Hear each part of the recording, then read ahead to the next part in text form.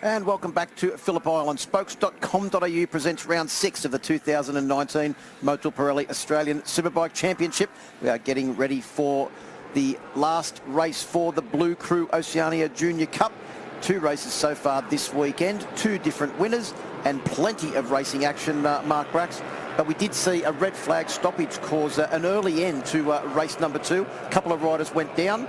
You can update us on the injuries. Yeah, Jamie Port, him and Glenn Nelson were the 2 that came together, and there was another couple that went down. But unfortunately, Jamie knocked his head around a bit, and also his hip, and got a sore leg. And Glenn, they're both being transported to hospital, but Glenn Nelson with a broken leg as well. But both A-OK, ready to fight another day. I know in motorcycle racing you say A-OK, but they're fit and well and ready to come back again. And I'm sure they'll be back on track when we reconvene for the final round of this magnificent series, the Blue Crew Oceania Junior Cup at Eastern Creek in a few weeks' time, as we look at the front row of the grid with Tom Drain from Reach Orchard and Jacob Hatch. Row 2 won't have Jamie Port on board bike number 24, but it should have Archie McDonald and Marianus Nicholas on board bike number 46. And then Carter Thompson, Maxie Gibbons, who's won a race this weekend, and Zach Pettendy. I think Carter Thompson was one of those riders that went down. Hopefully he'll be back out there on the grid. Row 4, Link Knight, Lucas Quinn and Glenn Nelson, who won't be taking part in the race. With row 5, Patrick Bogner, Valdis Fleming and Agnes Grenfell. Row 6 will be Cormac Buchanan, Dominic Fletcher and Jai Russo. Row 7 is Hunter Diplock, Jaden Martin, Tom Connors. And rounding out the field on row number 8 on bike number 27, Toby James, pardon me, as they come back into the starters' hands. And boys are grabbing a bit of front brake to warm them up. Not that they really have to warm them up a bit, because they don't really use them that much. No, I don't even think they use them in turn 4. They just use the gears to slow them down, stick a leg out to slow down.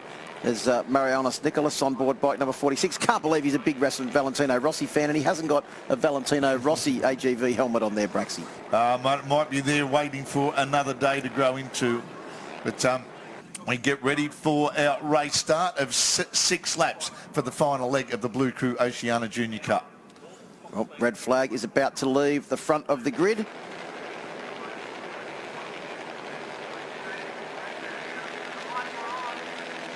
Blue Crew Oceania Junior Cup is go, as we see a good start there from Tom Drain from pole position, and he blasts his way down towards turn 1. Look at the riders now all start to use the slipstream. They're only 20 metres past the start-finish line, and they're using the slipstream to try and out-drag each other down the hill and into turn 1 for the first time. Look like Reese Orchard got a cracking start on board bike number 12. He could very well be in second place as they make their way through turn 1 for the first time. He's the quiet achiever, isn't he, Reese Orchard? Another one of these guys that's just making the increments as our leaders go. Look, 4 wide going through the Suzuki Southern Loop, but it's Tom Drain, the AMA Dirt Track champion and current just recently winning. Oh, who we got going off the, is that Nicholas? It is Nicholas going off there into the dirt. Lucky he didn't have the Valentino Rossi helmet on, Braxy, because he would have got it all roughed up by the gravel. Oh, a bit of contact there between Jacob Hatch and Reese Orchard. That was 2 of the riders that we there mentioned coming from racing families.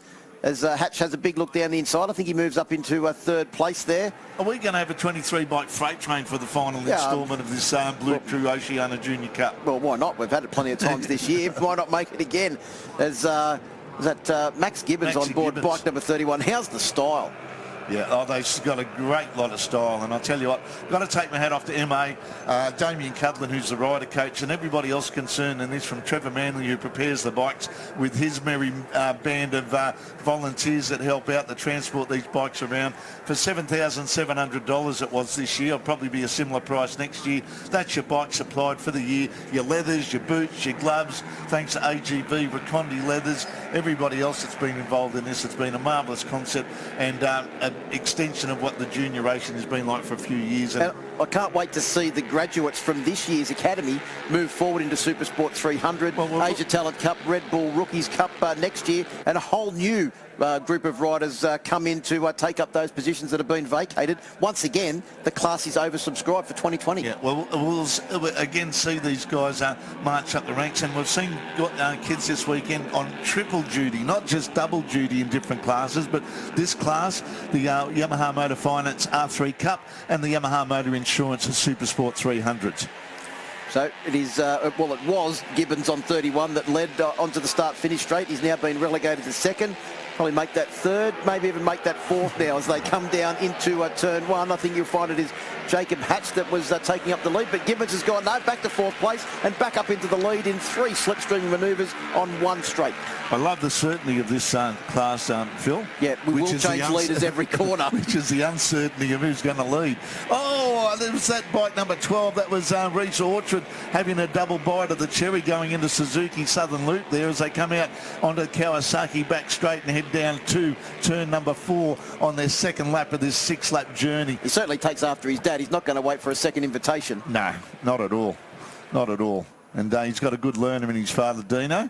The proprietor of Dino Works, and a pretty handy punter himself and an ex-mechanic for the Honda racing team. Oh, they did actually hit the brakes there because you saw the front ends just diving in momentarily before they got off and got back on the gas again. I'm not sure if Patrick Bognar on 37 actually used the brakes or he just ran into the rider in front, and that was what he used to slow him down. Well, this could be his best result of the year, actually, but Patrick Bognar, if he can stay in third position. And this is the good thing about this class. We all have all these little blips on the radar. It's not one person or 2 persons or 3 kids that are constantly at the front. It's any one of 12 of them. Let's just look at... I can't pick up who the rider was. I think it might have been Archie McDonald on board bike number 69.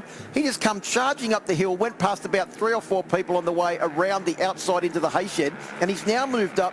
But he is in position that he could move up into the top 4 or 5. He was well out of the top 10 only a couple of corners ago. Just goes to show you how unpredictable this class is, as you said, Braxy, but also, too, that the riders are able to slipstream virtually the whole track, not just on the straights. No, anywhere there where there's a bit of bitumen, you can slipstream these guys. Is out front at the moment, Angus Grenfell. Is he going to take another win in this series this year? It's, well, look 4 wide again as they go through Yamaha Rebshahar turn. The Maxi Gibbons around the outside, is it? As he tries to get himself under the fairing. Go down, and Jake Hatch and Reese Orchard in there as well. Archie McDonald, as I gave a bit of a rap to Tommy Drain. Archie McDonald won 2 junior dirt track championships last week up in Summersby in New South Wales as well. So there's plenty of talent on display here. So we're looking at boy rider number 18, Tom Connors, as he had a bit of a jump start penalty, has he, way back down there in 17th position. Well, he hasn't been able to make it work for him because he's still in 17th position. What was Ken Wotton's old philosophy? If you're going to jump start, make sure it's worthwhile the penalty. Oh, Archie McDonald takes the lead again. As Phil said before, he was back in 8th position a moment ago, and he'll probably be back in 8th position in a couple of moments' time as well. And our pulse sitter, Tom Drain, is still in the mix as well on board bike number 59.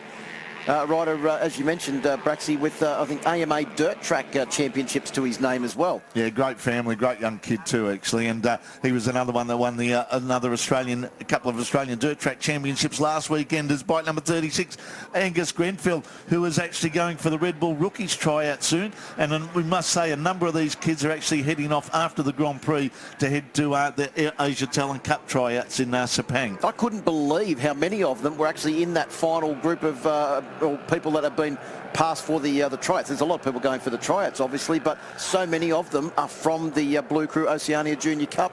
And just going to show you how competitive this class is, the rider on board bike number 28, Cormac Buchanan, I think that's our Kiwi participant, is actually the fastest man on track on the last lap. He's sitting back in 7th position with a 2:16.311 on the first flying lap. And when you say that 2:16, you can see how much the wind has affected these youngsters on these little lightweight machines. When you look at the fastest time was a 2 minutes 12 set yesterday afternoon. Yeah, so 4 seconds is the hampering factor that the wind is playing on these guys this weekend, because the tailwind's probably not going to help them all that much because they're already bouncing off the rev limiter in top gear, but the headwind is really going to penalise them, and the run up the hill at the same time where the headwind would be hitting them, as Jacob Hatch on board bike number 14. Well, he was leading, but Carter Thompson just Carter Thompson just went round the outside on bike number 21. Well, Jacob Hatch is not the biggest bloke you've ever seen, but he probably weighs twice as much as Carter Thompson. The one I feel for is Dominic Fletcher, the 26-year on bike number 26. He's 16 years old, and I'm 5'10", and I look up to him to talk to him. He's about 6'2". I thought you were envious of his hair. He's got a fair amount of hair too, hasn't he? And a good supercross rider and a supermoto rider as well. Well, obviously, he would be one that would be looking to make the step next year into Supersport 300 or Yamaha R3 Cup, or why not both? I'd say why not both? And I wouldn't be surprised if he's doing a bit of practice on a Supersport 600, because that's more what his body stature is suited to. So as they come out of the Kawasaki corner, it is Tom Drain on board bike number 59 that's back into the lead momentarily. 4 of them, and it's just grown to 6 wide across the track before they decide, oh, we better funnel ourselves in and try and make some room for everybody. Yeah, better slipstream when it's 6 people wide. Glenn, changing down through the gears, you can see the blipping of the throttle. Angus Grenfell doing a good job there, also on board bike number 36. As we go out through MA corner now to Siberia. And Jacob Hatch would be one of the bigger and heavier riders in this field. He has been on the pace all weekend here at Phillip Island. And I think at Winton in race number 3, he set a new lap record towards the end of the race and finished in 10th place. Well, it just shows you that the competition and how good it is. Not only the competition, but how even these machines are. That there's no one. They're all prepared by Trevor Manley and his band of merry helpers out there in the eastern suburbs of Melbourne. So there's no. They're all as even as humanly possible. And it's only I suppose, as you've said, Phil, the difference in height and weight that makes the difference to these kids. Well, in the last round we saw that slight handicapping system to help the heavier riders come in, where the lighter riders have got to run full tanks of petrol and the heavier riders can run just enough fuel to get them through the race. I think it's got to make that much difference in the end, because we saw the same riders battling at the front. But the whole thing is, Braxy, this track, completely different equation to Morgan Park and Winton, where we've seen the last couple of rounds. This track, there would be, as you said, minimal use of brakes, more use of slipstream, probably a little bit more racecraft, and also the fact that you've got to be tipping into those corners so on the limit and so very fast. It's the riders that have probably got a little bit more experience. Hey, in the junior ranks, we've got someone coming together there. That was bike number 36. That was Angus Grenfell. He was lucky to stay on board the machine. Both legs off the pegs then. There was a bit of a tag. It was the Johan Zarco. But he stayed upright. I'm sure we'll get a replay of that one. Wow, that would have been a heart-stopping moment. I'll have to remember that if he gets onto the podium at the end of this race. Have a bit of a chat with him if he's got his breath back. Was it Archie McDonald that it happened to? Well, he's back in the lead. Well, that's probably a bit of his racing ploy. Might give him a bit of a tag to get by. As they're on their 5th lap, so they'll get the last lap board at the completion of this circuit of this 4.45 kilometre magnificent Phillip Island layout.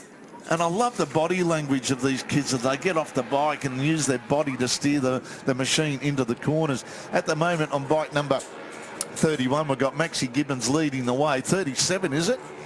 31, no, pardon me. Maxie Gibbons is still there. And Archie McDonald was leading, but he's been pushed back. And is it Bognar as well? Patrick Bognar having a bit of a dip as well on bike number 37. As they make their way up through KTM corner, it's Jacob Hatch now that comes to the fore. Trying to come around the outside of Archie McDonald on board bike number 69, but McDonald's got the better line as they come up through the top of Lukey Heights, YMI corner, and down into Pirelli corner turn 10. Jacob Hatch tries another look up the inside, but McDonald, how much confidence did he have just to run the front tyre in there so hard, carry so much corner speed? Well, and Jacob Hatch is not even on the exit of turn 11. He's already got his backside up onto the ducktail, trying to get maximum aerodynamic efficiencies, Braxy. As we come round now, this will be to get the last lap board, and only 4.45 kilometres to go. I just don't want this to ever end. It's so exciting. I love it. I reckon it doesn't matter on the speed of these machines, just the intensity of the battles that these guys or the young kids have done. So we've got, what do we got there? We've got 4, 7, 9 bikes in this leading freight train at the moment as they cross the start-finish line to start their final lap. Yeah, and when as they come across the start-finish line, there was half a second covered them. Yeah, well, that's the biggest gap we've seen all weekend, isn't it? And the fastest man on track on that last lap, Jacob Hatch, with a 2:15.903, sorry. So looking like he's well and truly in the battle, but he's just gone from wherever he was back to 6th or 7th position. We make our way out of Kawasaki corner and for the final time. You take the high side, I'll take the low side, and they're following each other. Oh, bike number 36, who was that? Angus Grenfell almost out onto the ripple strip as they head down to turn 4, YMI corner for the final time of this weekend. Well, it's Angus Grenfell. It's got the Jack Miller helmet on, isn't it? So he's channeling the Australian GP legend that's going into battle this afternoon in Thailand. There was a bit of fairing clashing then between, I think that was McDonald and Grenfell, and Drain having a bit of a set to as well. Lucky these don't have wings like Jack Miller's bike, otherwise there could be all sorts of trouble as we come round now through Siberia and take the long run up the hill through YMF corner for the final time. I think we need to probably interview the top 9 in this field, not just the top 3 as they make their way up through KTM corner now. I think it was still Angus Grenfell on 36 that does hold the lead momentarily. Slipstreaming aplenty as we make our way through KTM corner. Archie McDonald in there on board bike number 69. Tries to go up the inside as well. Round the outside is bike number 37, Patrick Bogner. I think he might have even taken the lead, Patrick Bogner, as he comes around high and wide and then has a look where his competitors are as they come down into turn 10. He goes back to second place, as I think you'll find it is Carter Thompson on board bike number 21, the championship leader coming into this round that has taken up the running at the front. It's probably one of the lighter riders. He may have a slight weight advantage as they come round through the final corner now, but Bogner comes back around the outside. He's trying to go right around the outside, Patrick Bogner, then up the inside is bike number 36, Angus Grenfell, that slips through Carter Thompson and takes the lead as they come out onto the straight for the final time on the run to the flag.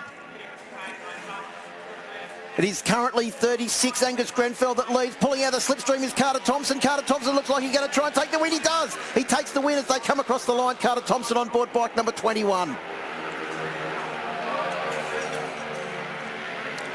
Well, it's so close between second and third. I don't even know who's actually finished in those positions. We'll wait for the timing monitor to update.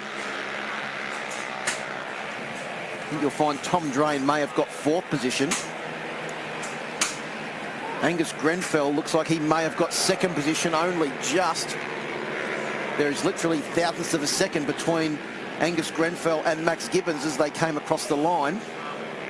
I don't think the riders actually even know what positions they are. Incident under investigation at turn 1, bike number 36 and 31. So that's Angus Grenfell and Max Gibbons that finished in 2nd and 3rd position. As Cormac Buchanan on bike number 28 gives the riders a big thumbs up as he comes past. In the end, there was 0.3 of a second covered the top 8 in the field as they came across the line. 0.3 of a second between 8 riders as they came across the line. Fastest rider in the race was Jacob Hatch with his lap on lap 5 of the 6-lap journey at 2:15.903.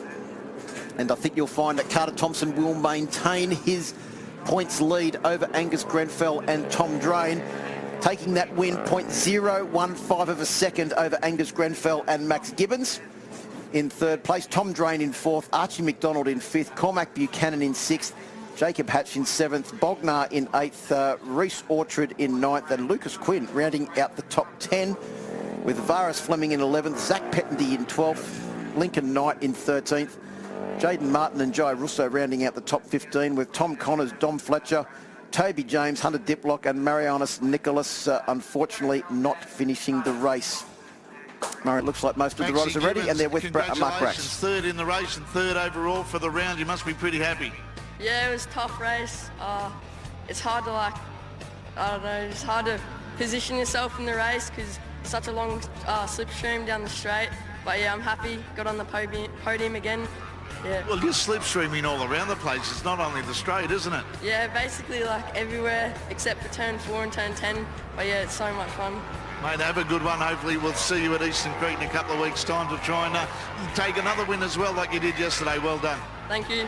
No worries, Max Gibbons in 2nd, in 3rd, in 2nd on the day, 2nd on the race as well. Angus Grenfell, mate, all the smiles on your kids' faces is awesome. You're having that much fun out there. Yeah, it was a great race. Nearly fell off on the straight. Yeah, well, I was going to ask you about that. What happened? People were swerving and stuff and trying to get out of the slipstream, but it was unlucky that someone hit my front wheel and nearly fell off the bike, yeah. Did you worry about that or just keep it pinned? Oh, I kept it pinned, but I was a bit worried, yeah. Well done, mate. And how much fun are you having? How's it been at Phillip Island? Oh, it's great. It's just an unbelievable experience riding here with 26 riders or 14 riders in a pack, all going for the win. It's fun. Mate, we'll see you at Eastern Creek. Yeah, see ya. Thanks, Angus Grenfell, second in the race and second overall for the weekend. And our winner, put your hands together, first in the final race and taking out the round win, Carter Thompson. Well done, mate. And you've had a great race as well, and you played it to perfection. Yeah, it was a great race. Well, everyone did great. It was tough conditions. So how do you play it out? What was in your mind to think, how can I get there to the line first? Make sure I wasn't in front coming onto the straight. And how did you do that? Did you actually back it off going into the hairpin? I backed it off a little bit coming out of MG, try and help me get a run onto the straight. You're a lot smarter than your age, mate. Well done and congratulations on the win. Put your hands together for Carter Thompson, winning the race and winning the round. Well done, matey. Congratulations, all the best. Yeah, thank you. No worries. It's great to see these guys in the Blue Crew Oceania Junior Cup. So many battling to each other. Give us a thumbs up and a big smile. Well done, and back to you guys.